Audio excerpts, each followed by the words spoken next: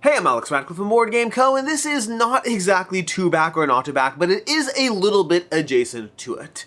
If you watched my video, I want to say last week, was it this week? It was this week. This week past Monday, Majiggy? No, yes, Monday.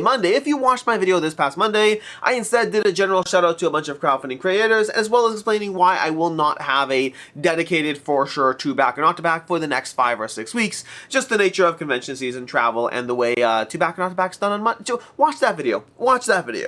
But I also can't help myself a little bit, and so I do want to talk about crowdfunding campaigns. There's a lot of exciting campaigns that have launched, and so I'm doing a kind of like semi two back or not to back. This is not me going through every single full campaign. This is not me covering all the crowdfunding campaigns, nor is it me covering a full campaign page with all the pledge levels, stretch goals, all of those things. I'm not going through it that way, at least not today. Now, again, this is not a full change to the format, to be very clear. Two back or not to back will be back once convention season is over, but in the meantime, I still want to talk about crowdfunding. I just don't have the time to put in the 8 hours or so into researching every single thing, and so instead I gave myself 4 minutes per campaign page to go through this right now. I spent the last hour going through this all just to loosely go over it, and I'm going to be talking about this more from the perspective of a backer. Today I'm going more from the perspective of a backer and not doing a full deep dive into the campaign page. I'm not going to have all my usual segments in this video. This is two back or not to back adjacent as opposed to the actual two back or not to back. But what I will be doing is I'll be telling you all about these 1, 2, 3, 4, 5, 6, 7, 8, 9, 10, 11, 12, 13, 14 campaigns. I'm going to be going over 14 campaigns that I am the target audience for to some degree, and I'll be going through why I'd only really back 2 of them, I think. 2.5 maybe. I'm tempted by more, but I'd only really back 2.5 of these. The half I will explain when I get to it. But with that said, let's go ahead and dive into it, starting off with Endeavor Deep Sea. Again, this is not two back or not to back. It's going to be a little bit more casual. These are just the types of games. All the 14 campaigns I'm covering today, I am interested in. What I did this time around, as opposed to usual two back and not to back, is I didn't go through all the crowdfunding campaigns. Am I too close to the camera? Let me just go ahead and adjust that big. There we go. That's a little better. Instead of going through all the various campaigns, I just popped up the ones that I think I would be the target audience for, and then loosely spent a few minutes on each campaign page. At the end of all this, I'd only consider 2.5 of these campaigns, and I'll explain why, even though I am the target audience for a bunch. We have Endeavor Deep Sea over here. This one's ending very soon, so if you see this video, you have like half a day to back this, although obviously there'll be late pledges and all those things. But Endeavor Deep Sea, this is the follow-up to Endeavor Deep Sea Uncharted Waters is the expansion to Endeavor Deep Sea. Endeavor Deep Sea is a fantastic game. I highly recommend it. This, I'll save you time off the bat. This is one of the 2.5 games I'd be backing over here. Endeavor is a great game, and I think Uncharted Waters just adds more to the game. It just has, well, that's literally what it does. It just adds more. There's no, they kind of have as a kind of a selling point. There's no new rules to read. This is new scenarios, new ocean boards, new journals, new specialists, new dive tokens, mini expansions. It just won a bunch of awards from the Origins Awards. It's up for the Kennerspiel, if I'm not mistaken, going up against Far Away and Loot. Far Away is excellent, Loot is just good. I do hope this wins. Well, honestly, Far Away is pretty good too, but then again, with these awards, you never really know. Then maybe Loot will win, I don't know. Either way, what I do know is Endeavor is an excellent game. Endeavor Deep Sea, to me, is a better version of the Endeavor ecosystem, yeah, it deserves all the awards. I'm excited that I'm happy for them, the campaign is doing well, and this is just a good game that's already, this game just came out, and it's already, just outside the top 200, which means it is well poised to enter the top 100, depending on how things go. Again, it is built on the full legacy of what Endeavor did, and they did a good job adapting it to a new theme as well as new mechanics that really do shine a good light on the game. So if you like the Endeavor system, if you like any of the Endeavor games until now, this is worth checking out. And if you like Endeavor Deep Sea, well, this is an expansion content to it. By the way, I probably should have said this earlier. This is going to be a much shorter two back and not to back as well, because I'm really not going over all the stuff. I'm just kind of talking about my own personal 2 cents thoughts on it without heavily diving into it. Pun not intended until I said it, then it was intended. That means pun not intended. Pun not intended. Oh my gosh. I didn't prep a joke. I might have to think about a joke. Anyways, we're gonna keep going. I didn't prep a joke. I told you I don't have the usual segments. I don't have the usual segments, so sue me. It is what it is. Let's go ahead and dive into Champions of Rokugan. Monolith board games over here, 864,000 euro raise. I don't need to say that. This is not. I'm trying to keep it more low key, more casual, more just just me going through it. Anyways, Champions of Rokugan from Monolith. This is a big box dungeon crawler. Oh, asterisks. Some games over here, I already know my thoughts on them because I've had a chance to play them. If I am the target audience for that game, which can be relevant for Champions, can be relevant for Realm of Reckoning, Black Rose Wars, games that I've already covered in the channel and played, if I do think I'm the target audience for them, I'm still including them here, even though I already knew my thoughts on them. Does that make sense? Meaning I already know that I wouldn't get Champions of Rokugan, and I'll explain why soon, but I still pulled it up because had I not already played it, I would definitely be one of those games that I considered. Now, nothing against the game. The game's pretty good, although I have seen a lot of comments on my videos basically talking about, well, what's so special about this game? And honestly, that is a general challenge that I find whenever games come out. There's always the question of what makes it stick out. What's the key thing that makes this game different? And oftentimes there is something. It's not always obvious. For example, later in this video, I'll be covering Hell Legends, and I kind of have that question as someone who didn't play Hell Legends. I have that same question: what makes this stand out? Now, in the case of Champions of Rokugan, I can tell you a little bit more because I've actually played it. I think the honor system is going to differentiate it from other games in this genre. There's a whole balance to an economy you're basically trying to manage as you play through this dungeon crawler. There's also investigation aspects, which I've seen some people who weren't into that. I think the investigation is a nice touch. Not every scenario will have it, but when you want to have something extra thrown in, it gives you a different way to manage your skills, your skill checks and all that. It gives you another lane to play in as you go through it. And obviously it's also built in the Legend of the Five Rings universe, which that's another compelling aspect if you are a fan of that setting. For me, some of those things work, some of them not so much. I think the main reason that, I think the main honor attribute as far as how this game differentiates itself, I think that's a nice little twist that adds more to the game. The investigations doesn't bring me enough reason to dive into it. I think as someone said, like, if once they're doing investigations, they'd rather just play like Arkham Horror, Cthulhu Death May Die, something like that, which I hear that.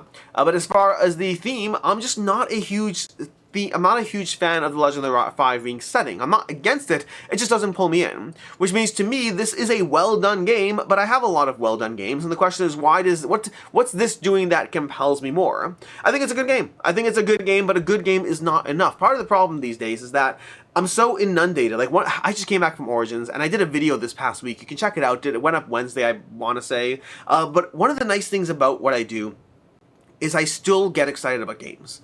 It can be harder. I play so many new games a year that sometimes it's like, okay, great, why are you special? And that's a hard question to answer, and everyone's going to have the different game that's special for them. You'll have something that resonates with you, someone else will have something that resonates with them, I have the things that resonate with me, but I did come back from Origins with like 8 games, well, 2 of them I didn't play, so I'm hypothetically interested. But 6 games, I came back to 6 games that I played, that I after having played it, I'm excited to play them more. Like, I want to play them. I wish I had a few of them right now on my table because they were good experiences.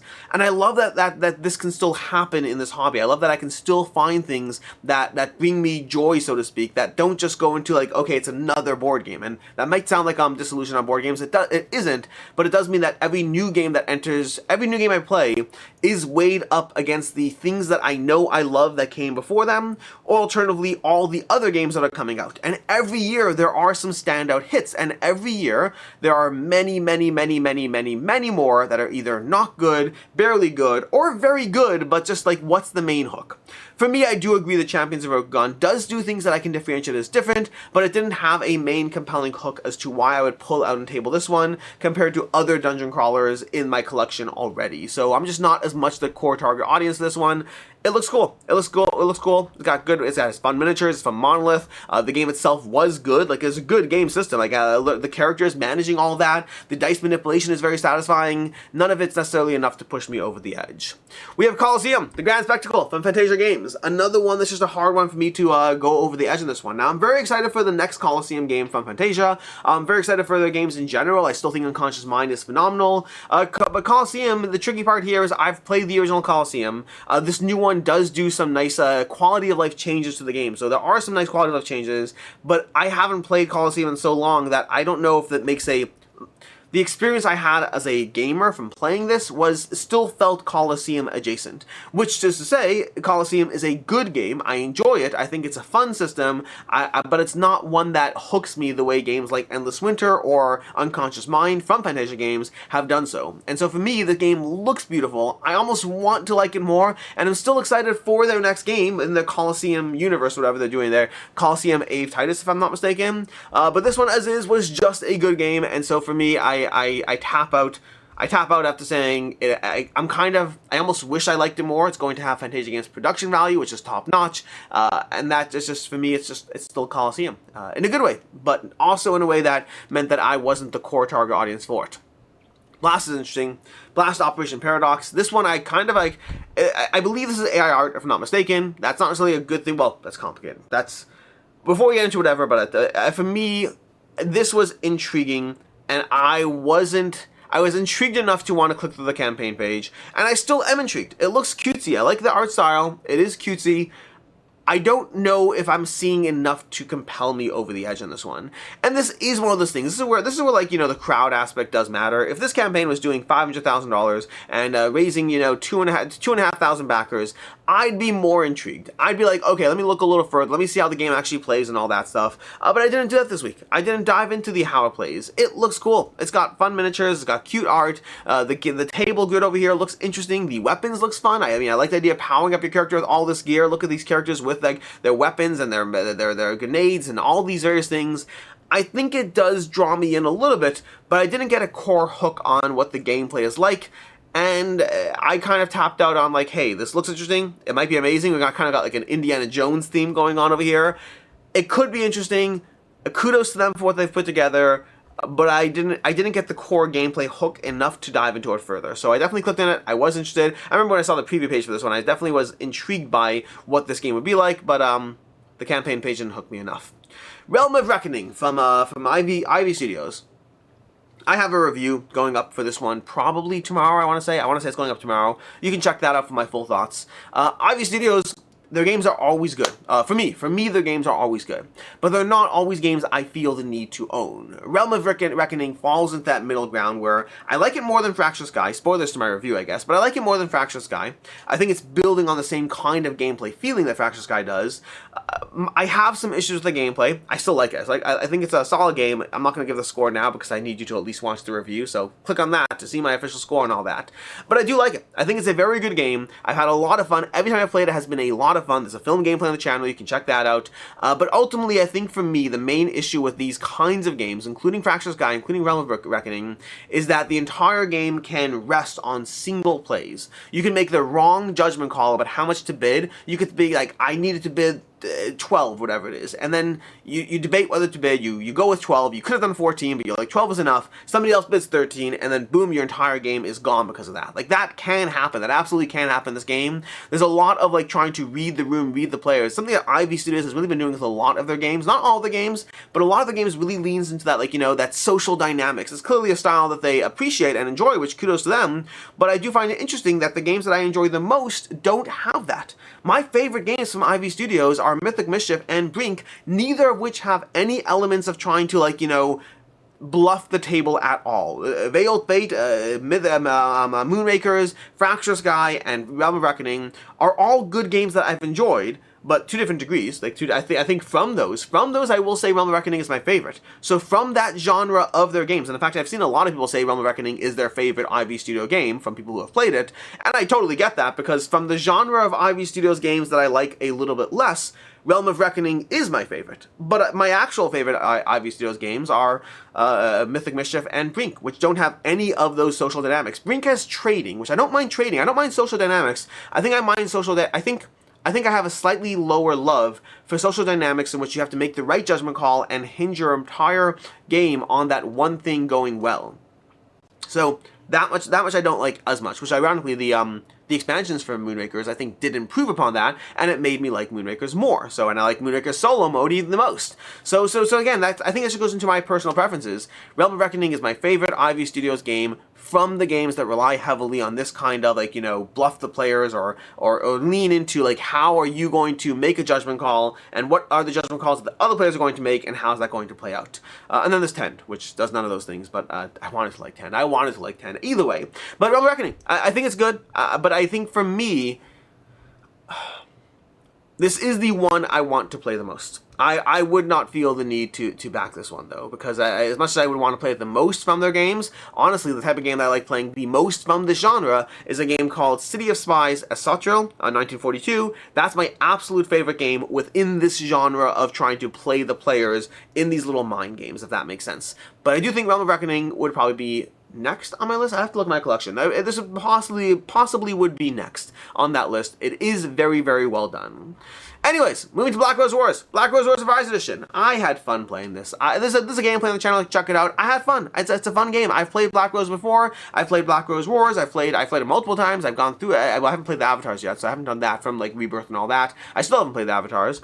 Black Rose Wars is an excellent game system. It's Ludus Magnus Studios' best received game, and for good reason. It has amazing miniature production. This is the revised edition, so they're giving it like, streamlined rules, updated miniatures, still the same general sculpts, but like, say better detail or whatnot. So, I mean, if you already have Black Rose Wars, I don't know if you need this, but if you don't have Black Rose Wars, I mean, this is a good game. It's their flagship game and a game that has done well for them, and for good reason. Because it's dueling mages. It's battling dueling mages with a whole lot of miniatures and a whole lot of spells. I like the deck building. I like the casting. I like a lot of aspects of this game. I do think it is it's a little too much going on as far as managing the game and reading a lot of spells. The rulebook is drastically improved. I had a chance to read the rulebook for this as well as the rulebook for the original. This is a much better rulebook. Like since Rebirth, like it's basically copying the changes they made in Rebirth and then bringing it forward to the Black Rose universe. And again, I think it's a good thing. I think they've learned from their time in this universe, and this is the best iteration of the game so far. We have the tennis stretch goal box, all those fun things.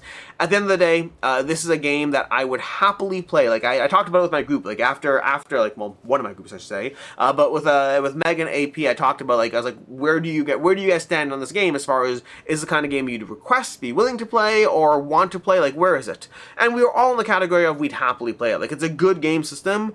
I just think that in the world of all these big box games that I am likely to try to make the group play, this is one that I'm more willing to play and less trying to drive the playing happening, if that makes sense. So it's a good game, but I don't feel the need for it. Dark Venture. This is one where I kind of want to back it, but I haven't played the original game. This is like from forever ago. I believe, I want to say Successful Geek. No, not Successful Geek. Successful Geek backed this. A member of our Discord. This was way back in the day when I did that podcast with I did the, oh my gosh, what's it called? The Paddle the Pond? I think the Pond, whatever the podcast I did with Quackle back in the day was. At one point a long time ago, I believe Jesse sold me on this game. He was waxing poetic on the experience, and I was interested. I was like, oh my gosh, I want to get this game. And I backed it, and then it showed up, and I still haven't played it. And it looks cool, because, I mean, like, there's all these ways to play it, from competitive to cooperative to solo. There's the Ghosts and Robots expansion. I'm not, like, this kind of art style is not the kind of art style I go for, but I heard good things about the gameplay. I was very interested. I still haven't played it, and I want to play it, but this is only here because I want to whatever. I want to play it more. But I can't justify, I'm at a place with my games where I can't justify buying expansions to games I haven't played. Now, what I do allow myself to do is I am happy to buy expansions for games that I know I like, even if I know I won't get to the expansions. So I could have like 10 expansions for a game, like Marvel Champions. Like I keep buying Marvel Champions boosters. I like the game. I haven't played most of the content I have for it, but I like the game, so I will keep buying expansions. That I'll do. But I can't justify buying expansions if I haven't even played the original game, and I still have it. I haven't given up on it yet. But that's Battle of Ancients. I suppose I've heard good things about it. Check it out. The Isofarian Guard Veilward. This is going to be our half for the day. The Isofarian Guard Veilward from Sky Kingdom Games. This is a continuation of the Isofarian Guard universe. Now, I like the Isofarian Guard a lot, and I'll tell you how much I like the Isofarian Guard. I kind of have, I think I mentioned this in previous videos, at some point when I do my yearly campaign purge, I have a new rule for myself that I believe I'm getting rid of all games that are like that 100-hour range. So if you're a campaign game and you take 100 hours to play, I'm not trying. I just can't try anymore.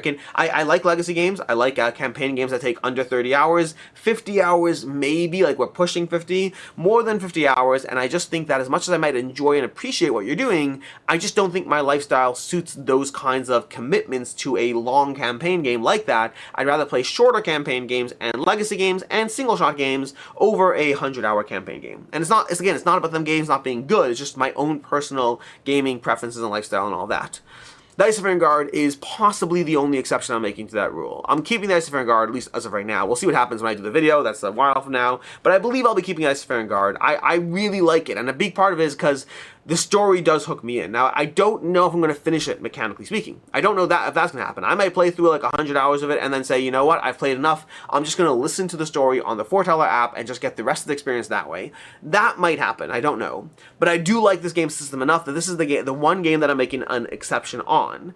Now, Veilward over here is more content. It's continuing that adventure. So like this gets a half in the sense that, is there a point where I do want Veilward? Probably, but I don't know. I mean, the Isofarian Guard has like 200 hours of content or something like that. It's got a massive amount of hours of content. I don't know if I need to dive into Veilward yet.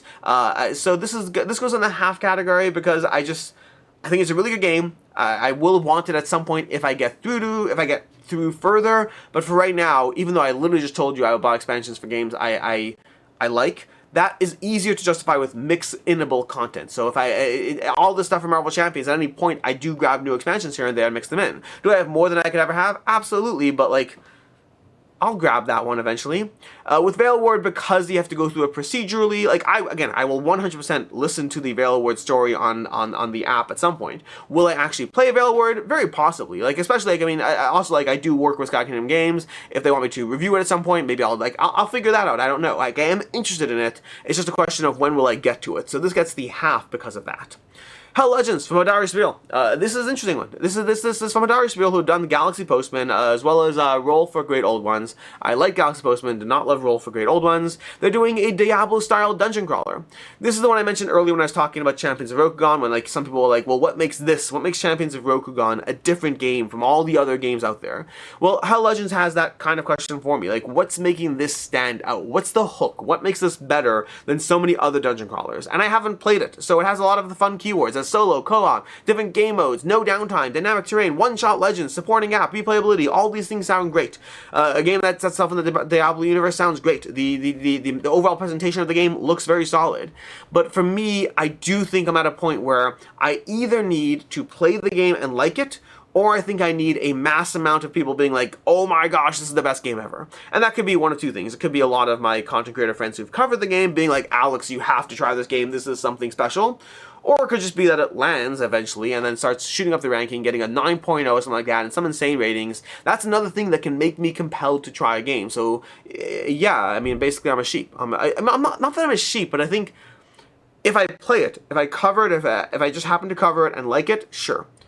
But if I haven't done that with a game like this, or even Euros for that matter, whenever you have a game that there's so many in the genre and I don't see a clear, compelling hook as to what's different or special about this one, then very often I need someone, whether personal friends or general ratings, to say, Alex, you should pay attention to this. Because I think for right now, the campaign page has gotten my attention, but I need something else to have my interest. Is that the expression? You have my attention, but do you have my interest? I think that's the expression. Whatever it is. You get the general idea. I am the target audience for this, but I have so many like this that I need more at this point. Speaking of needing more, we have Machina Arcana. This is going to be our other. So this is the 2. So we have 2.5. We have Endeavor, we have Machina Arcana, and we have the half Isofarian Guard, Veilward. Machina Arcana is amazing. Now, this one, I think this game is so good. I love this game, and I don't know if I ever would have happened to have played this game. I happened to play it way back when they were doing their last campaign on Kickstarter. I happened to have played this one, and I loved it. I thought it was incredibly immersive. The monsters are actually scary. The gear you get really makes you feel strongly powerful. You constantly are running, but occasionally fighting, and it has that perfect tension of feeling just powerful enough that it's very cool, but also not so powerful that you're not just able to destroy all the monsters. I really liked this game from the setting to the mechanics of it. It is one of the better dungeon crawlers I personally have played. And if you're like, well, all that stuff is great, but like you just told us, what makes the game special? For me, playing this makes it special. And then again, that feeling of fear. I think that when you play Resident Evil or Nemesis or Machina Arcana, like not all dungeon crawlers make you feel like you could immediately destroy everything you encounter. And I like that if you can do it well, which for me, Machina Arcana and Resident Evil definitely knocked it out of the park in those categories. And for me, and again, the gear, the steampunk gear you get in this game is so satisfying. You do power up. As you go through the adventure, you will feel more powerful. You'll get these various types of gear. It's just gear. It's lots of gear, but you can augment that gear and upgrade it and do more things with it. But anything from better weapons that you have to being able to, suddenly float across a gap, to being able to teleport through walls, is all the stuff that will give you the edge you've been seeking as you play through it. I think it's incredibly well done. Now, along with this campaign, they do have miniatures. I kind of am tempted by the miniatures, but I also recognize and understand that miniatures do add a burden to the accessibility of setting it up and tearing it down and all that. So I'm kind of uncertain on the miniatures of it, but I definitely do like the gameplay system. This is an easy one to recommend. It has withstood purge after purge in my collection. It is one of the best games that is doing what this game is trying to do, from the art, the presentation, the theme, and the mechanics. It knocks it out of the park. It is well worth your time and attention. And if you're like, yeah, it's well worth your time and attention, that's Machina Arcana. Then we have Even Deeper Regrets. This one over here, I'm interested in this one because it's gotten enough general buzz. I was interested in the first campaign. The first campaign looked good, but I kind of wrote it off as probably being too light. But there's been a lot of people who have liked this game, and this is the follow-up, the expansion to it. Now, I do know that the Dice Tower review was very, meh on it. I also know that they got a lot of flack for that. That is the downside. You can't always... Not saying you can't ever win, you certainly can win. I think that, I love what I do, but I think that sometimes there's times where you like a game too much and you're a shill for it, and sometimes there's times where you don't like a game enough and you don't understand the game and you didn't give it a fair chance, and why are you being so critical? People want to see the opinions they expect to see from you sometimes, and not everyone. There are so many understanding people in so many ways. I just know that I remember watching the Dice Tower review of that, I was like, you really can't win. You have to thread that needle perfectly with people. But in any case, Deep Regrets definitely has an audience. I also know that Dice Tower did not find themselves in that audience. They felt it was too luck-based. I don't know until I play it. I think that there's enough people who liked it that I am intrigued, but also I kind of shared Dice Tower's, not opinion from playing it, but that perceptional opinion from seeing it, I guess. So for me, this is one that I am very interested in, but I think it's still kind of in the try before I buy camp. I don't think I'm willing to spend the money on it until I actively try it. It looks great. I like the art. Maybe I'll play this at a con. I'm actually, speaking of Dice Tower, I'm going to Dice Tower East shortly. So if you're at Dice Tower East, by the way, by all means, say hi, ask me to play a game. This is the convention that I play games. I'm going to Dice Tower East and I'm going to have a fun time. I should do a dedicated video. I'm going to do a dedicated video that I'm going to Dice Tower East, because why not? Anyways, not why not. There's I'll get to it. I have reasons why I'm going to. That'll be a different video. Point is that I do want to play this. I want to play this. I just don't want to buy it until I play it. So we'll see on Deep Regrets. Then we have Paperback Adventures. Paperback Adventures Volume 2. I think Paperback Adventures is great. This is more content for Paperback Adventures, which is a good thing in that sense. I think Fowler's games, I've been playing, I think I mentioned this in another video, I've been playing through Burgle Bros on BGA and enjoying that one. I played it in the past. I played Volume 1 way back when. I haven't played Volume 2, and now I'm playing Volume 3 on BGA. I think Volume 3 is the one on BGA. Maybe I'm wrong. But Paperback Adventures is probably my favorite game from them. This is a solo deck building game. We take down a bunch of monsters, and it's more content for the game. That's kind of it. It's honestly, I think this one probably shouldn't have been here, to be fair. And now I'm thinking about this. This one probably shouldn't have been in today's video, because I already got rid of Paperback Adventures. I do think it's great. I really enjoy it. I had it for like 2 years, and I moved on from it. But because of that, technically this isn't something that I'm the target audience for, and not in the same way like, Realm of Reckoning, where I played it recently and I would be the target audience. This is an expansion to a game I like, but got rid of. But I don't think I'm deciding to get it back. So I guess this is me shouting out Paperback Adventures, but I probably wouldn't be here on my behalf because I'm not considering it. From there we have Clash of Clans, the Epic Raid, 1900, no, not, I almost started doing the backer count and the pledging levels. Clash of Clans from Maestro Media, designed by Eric Lang. Eric Lang has designed a lot of games that I really liked. He's also designed some games that I didn't care for. That's just the way that works. Clash of Clans, I love the Clash of Clans app back in the day. I did have a chance to play this one on TTS. In fact, they have a testimonial for me. It's not my testimonial. It's not. You guys, Maestro, hopefully I'll email you if I remember. Maestro has delivered something special that captures the feel and keeps the players just as competitive as ever. Now, I like this game, but my quote was, Maestro has delivered something accessible that captures the feel and keeps the players just as competitive as ever. Those are two very different words that make me sound significantly more positive on the game than I actually am. My real quote that is in an email is, Maestro has delivered something accessible that captures the feel. This quote on the page makes it sound more like I like it, and I don't love that. I don't love that because it makes me second guess every quote. I already know to read in testimonials. It's so easy to find a testimonial. You can watch many of my videos that I gave a 3.5 to, and you can find a single line that makes it sound like I love the game. But then also there's all that other information that gives full context. So you always should take testimonials with a grain of salt to begin with. But it happens to be, this is not my testimonial. It just has my face next to it and has most of the words right, but said something special instead of something accessible, and that is a difference. It's a difference that's backfiring a little bit because now I'm spending 4 minutes talking about the fact that I didn't say that. Either way, but I did like the game. I thought it was a fun game, not a oh my gosh, I love this game. I had a chance to play through half a game, not even a full game. I had a chance to play through half a game. You're basically trying to build up your tableau. You're building up your tableau, you're gathering resources, gems and coins. You're using those to buy more buildings and different things, and you're using it to set yourself up in the semi-tower defense game as you then raid each other's stuff. It captures the feel of the video game. It does. I don't know if I need it, at least not based on the half of play. I liked it enough that I would continue playing more to see, like, well, I mean, half a game does not a review make. But I liked it enough after half a game that I would continue to play a full game to see where it is.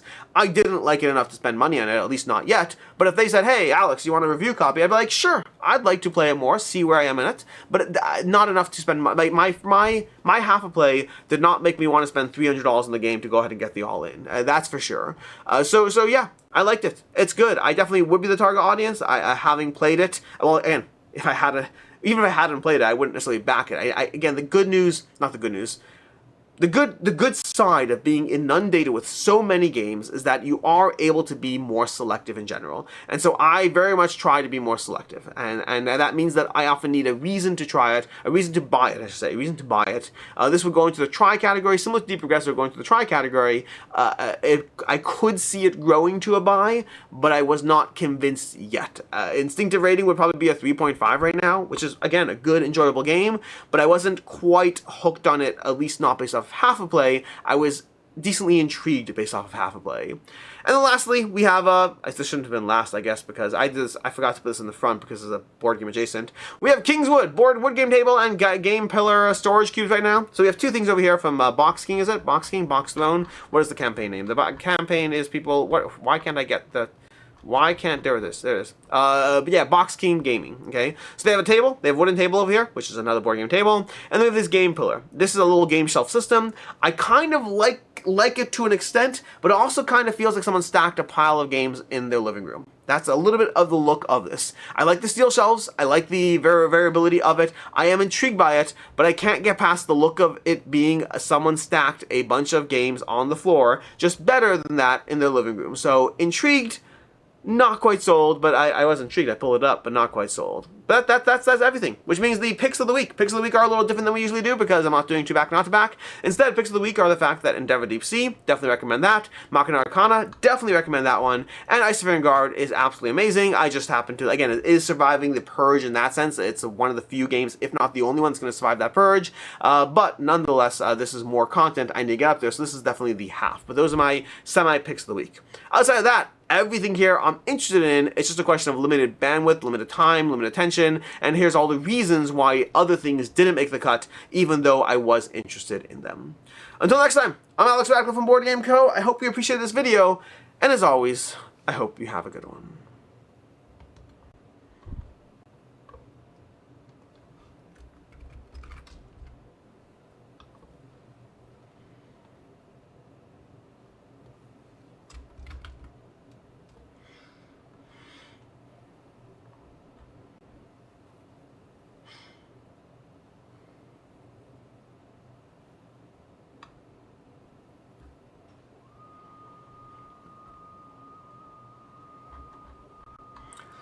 I meant it when I said I didn't have a joke this week, so bear with me as I go a little out of character in this one, because usually I just tell a joke. This one I'm going to be like, speaking as if that were the joke. Okay, so we're going to start with that. Hello everyone, and welcome to Plastic Surgery Addicts Anonymous. I see a lot of new faces here tonight.